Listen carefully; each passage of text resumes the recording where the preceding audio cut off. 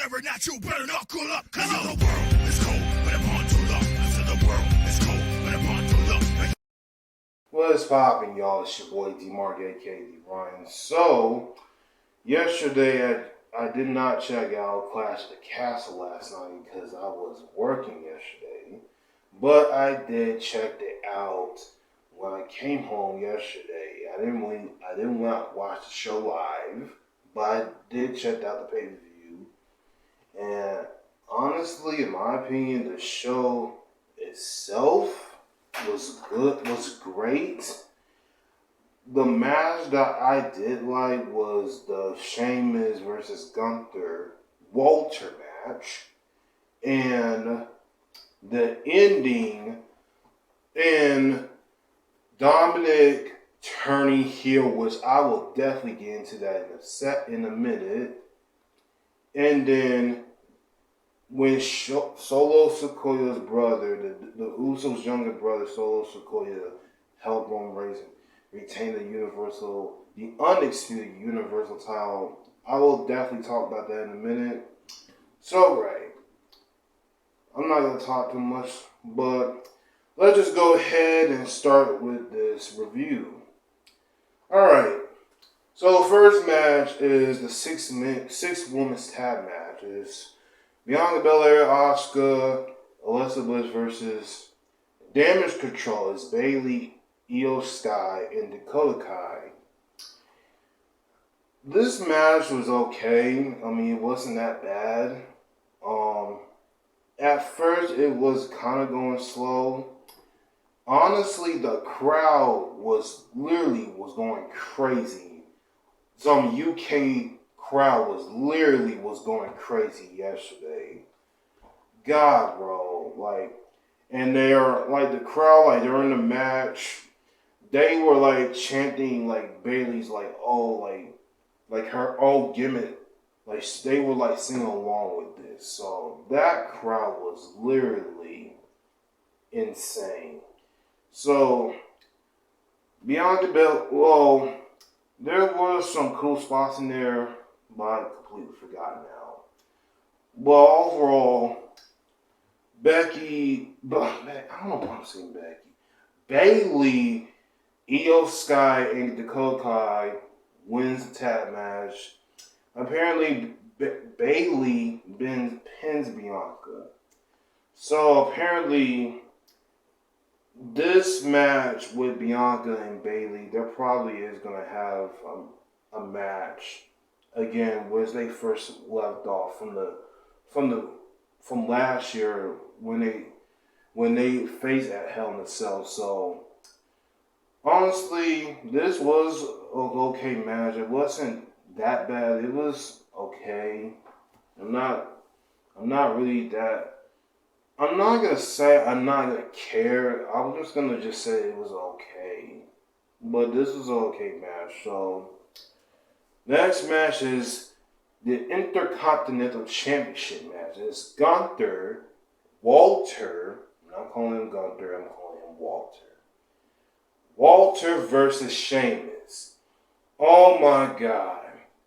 This match right here was literally the best. This was literally Sheamus, one of his greatest matches so far this year. Gunther and Sheamus, this was literally a stiff and brutal match. There was chops to chops to chops to chops at one another. Honestly, Sheamus literally looked strong in this match. And then, overall, there was literally some spots when Sheamus got on the top rope and Gunther chopped Sheamus off the top rope into the floor. And then towards the ending, I was feeling like Sheamus was going to win this match. But he was doing great in this match. But towards the end, Gunther hits the clothesline lariat, and then he retains the Intercontinental title. So literally, this match was so good. Nothing but chops in this match. And not only that, at the end of the match was over, Sheamus actually got a standing ovation from the UK crowds. Like, I think that was literally one of the biggest ovations that Sheamus has got. I don't think I ever seen Sheamus got that big a crowd reaction like that. I don't think I ever seen that. But that was his country. That was Sheamus' country. So yeah, people is gonna like Sheamus, whether they like him or not. But that was literally a standing ovation right there for Sheamus. Like I don't think he ever got a standing ovation like that, and I think that was fantastic. This match was so good between Gunther and Sheamus, and hopefully, probably next Friday, hopefully Walter will find another opponent to face. Honestly, this was literally one of the good match so far from yesterday. I enjoyed this match. I really enjoyed this match, and this was an A+. This was a good match. I'm probably may go back and watch this. Maybe. But I probably may go back and watch it. Maybe. So, next match is the SmackDown Women's Championship match. It's Liv Morgan versus Shayna Baszler. I wasn't really feeling all this match. I think the build for this match was okay, but I was believing that Shayna was gonna win this. You know, Liv still got that holding that arm injury that she got from Shayna from a couple weeks ago, but in my mind, I think Shayna could have won this. Because I don't think, ever since she came to main roster, she has not won a singles championship yet. But in the match there was a couple of small spots that Shayna did, went for the Cool Blue Clutch. I think that's how the name is. And not only that, but Liv hits her finisher. I forgot what that finisher was, but apparently Liv Morgan pins Shayna Baszler. She retains. Honestly, I'm kind of disappointed that Shayna didn't win, but I want her to. But at some point in time, Liv gonna have to give up, have to drop the women's belt, because I don't really see her.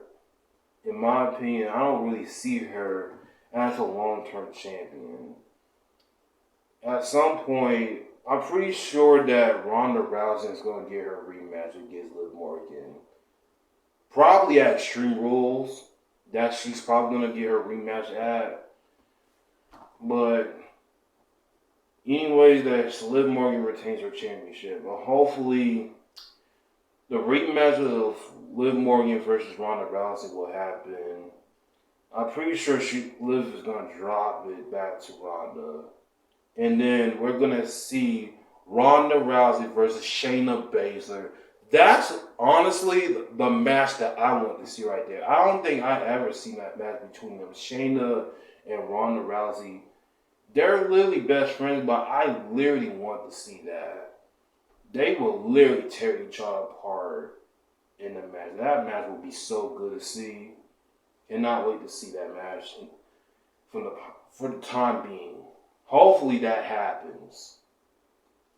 So, Edge, Rey Mysterio versus Judgment Day, and Finn Balor versus Damian Priest. Honestly, Edge's entrance, he got a massive loud pop from the crowd. And they were literally singing his theme song as he walks down to the ring.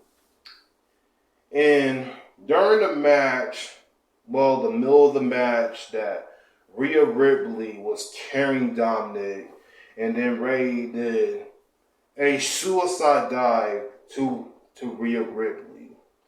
And then here's the craziest thing from this match. Edge hitting the 619 of Rey Mysterio's move. Like, he literally did a 619, which that was literally one of the 619s I ever see out of Edge. That was literally the worst 619s I ever seen. That was awful. But towards the match, that Rey Mysterio hits the 619, and then Edge hit with the spear, and 1, 2, 3, Rey Mysterio and Rey Mysterio and Edge wins. Then, I like this. After the match was over, Dominic hits the low blow on Edge. Dominic turning heel was so great. And not only that, turned his back on his father. And then the facial expressions from Rey Mysterio, he was like, son, what are you doing? Like this is your, I'm your dad. What is this? And why are you doing this for? I cannot believe this right now. And I see the crowd, and they was like, are you serious? Did he really do that to his dad? The crowd was literally was shocked that Dominic did that.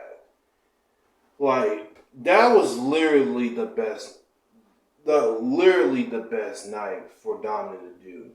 I feel like the time to turn Dominic heel was the whole Rey Mysterio 20-year anniversary when the whole Rey Mysterio family was on Raw. That was the moment that Dominic should have turned heel. But yesterday, Dominic literally turned heel. So now we're going to get a father versus son match for WrestleMania next year. We're probably going to get that. I don't know if it's going to happen, but that's literally that people wants to see. And I'm all for that. Rey Mysterio versus his own son, Dominic. Can't wait to see that match. And hopefully, I want to see what happens tomorrow night on Raw. That was a great heel turn from Dominic. So, next match is Seth Rollins versus Matt Riddle. The build up to this match towards Clash of the Castle was great. When Seth Rollins brought up about Matt Riddle's ex-wife and his kids, that is something that can get under your skin. And Matt Riddle, I wish I could take Matt Riddle, but he was literally in some massive heat with Seth. I'm gonna fuck you up. Where the hell are you? I'm gonna fuck you up at Clash of the Castle when I get there. And honestly, Seth Rollins and Matt Riddle, they had a great match as well. I don't even know what to say about it. Honestly, Seth Rollins, Seth Rollins, he has literally been in some great feuds this past year with Cody Rhodes and Edge from last year, and now Matt Riddle. Honestly, at first when Seth Rollins came to WWE as the Shield with Roman Reigns and Dean Ambrose, when they turned babyface in 2013, I was liking the Shield. But after the Shield went on their separate ways and Seth turned their back on them on Roman and Dean, literally that was literally the best thing for Seth Rollins' career. And honestly, cashing in his Money in the Bank contract at WrestleMania, he won. He literally done it all. He won the Royal Rumble. He main evented WrestleMania. He won the WWE Championship, United States, Intercontinental Champion, Universal Champion. But honestly, Seth Rollins, I think Seth Rollins is going to be a future Hall of Famer one day. I can doubt that he is going to be a future Hall of Famer. But during the match, Seth Rollins was going to go to do the suplex, and then Matt Riddle reversed it into a Fisherman Buster. And then Seth did his own, he did his own Matt Riddle's finisher, the Bro Derek, and then after that, I think he threw him out. Seth threw Matt outside the ring, and then Matt came back in the ring, and Seth hit the current stomp on him. 1, 2, 3. The match is over. Honestly, this was a good match as well. And this ain't over. There probably is going to have another rematch. They are going to have another rematch. I don't see this being over. They are going to have a rematch. Hopefully, it's going to be at Extreme Rules. And hopefully, they can add a stipulation to it, which I think it will be good to see. It will be very good to see if they do another match. They need to add a stipulation at Extreme Rules, which the match will be we'll have another good match to see. So I cannot wait to see what happens on Raw. Alright. The last match is the undisputed WWE Universal Champion, Roman Reigns, the Tribal Chief, and Drew McIntyre. Honestly, this match was good as well. I'll talk about the ending of that match. But in this match, two men was going at it. Like, this feud has been going literally for months now. And you see, like, before the match started, you see the Bret the Hitman Hart, you see Karrion Kross and Scarlett. Obviously, I think Karrion Kross is gonna come after Roman. At some point in time, he's gonna go after Roman. But they gotta have to build up Karrion Kross first, because what happened last year, it's not the Karrion Kross from NXT that you just brought up and lost to Jeff Hardy in 2 minutes. But I'm glad he's back, and hopefully they can fix him and just build him up correctly to have a feud with Roman.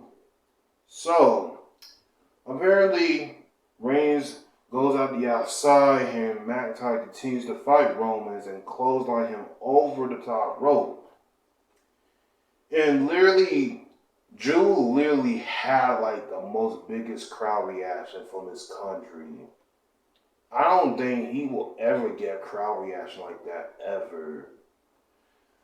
But towards the end,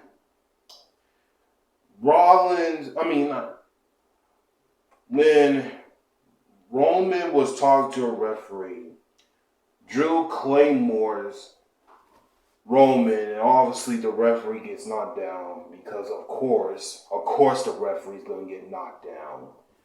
But McIntyre hits his Roman spear, and before making the pinfall, I think it was Drew that pinned Roman after he hit another claymore. So I think he made another pinfall, and here comes Solo Sikoa. Solo Sikoa, the Usos' younger brother, helped Roman defeat Drew McIntyre. He pulled him out of the ring, and all of a sudden, Roman hits the spear on Drew McIntyre. 1, 2, 3.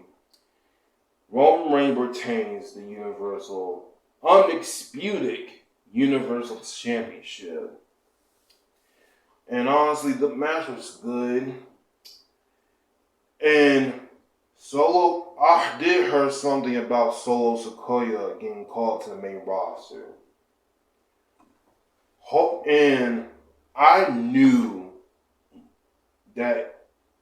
noticed when he gets called to the main roster, he's joined the bloodline. Because I heard something I read something like a month ago, way back, that they are finding another member to join the bloodline. And that's Solo Sikoa, the Usos' younger brother. So, I'm wanting to see where this goes. But after the match, Tyson Fury gets inside the ring and have a face-off with Roman. And then Tyson Fury shows respect of shaking Roman's hand, and Roman walks out. And here's the problem with the ending. Tyson Fury was showing Drew some respect too, but the ending of that match was like the ending.